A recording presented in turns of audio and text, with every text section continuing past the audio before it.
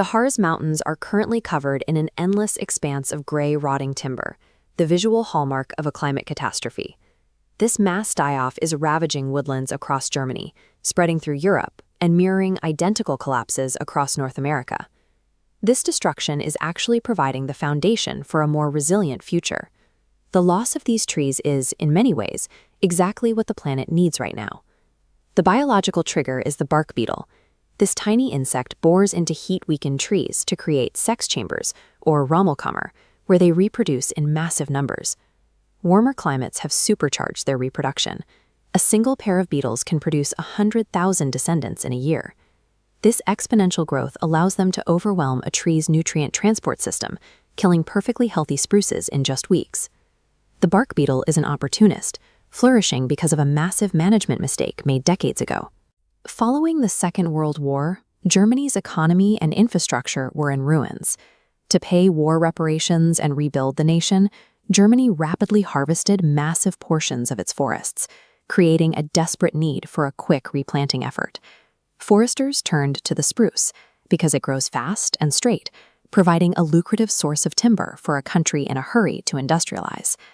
This engineered system had a major flaw. Spruces rely on a very shallow root network, barely penetrating the topsoil. Extended droughts dry out that top layer, leaving roots dehydrated.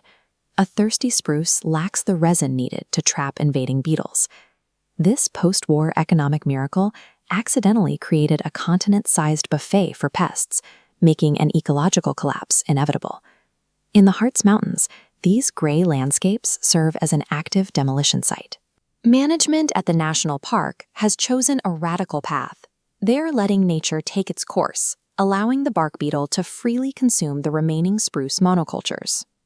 The beetle acts as an immune response, dismantling a fragile, human-made tree farm so a native ecosystem can take its place.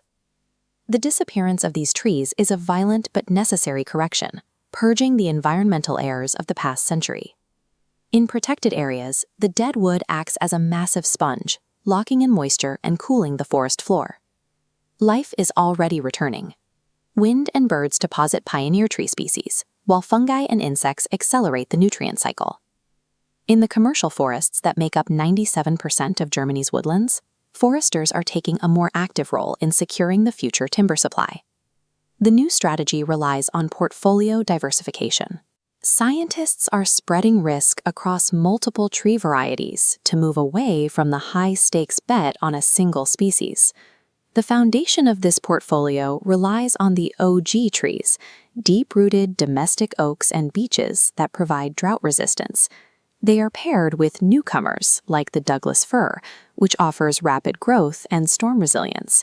Foresters are also experimenting with southern bells like the Türkischkür or oriental beech, species that can endure extreme heat and unpredictable frost. The era of tidy, vulnerable rows of profit-driven trees is ending. We are watching the messy, triumphant arrival of a wilder, climate-resilient ecosystem built for the 21st century.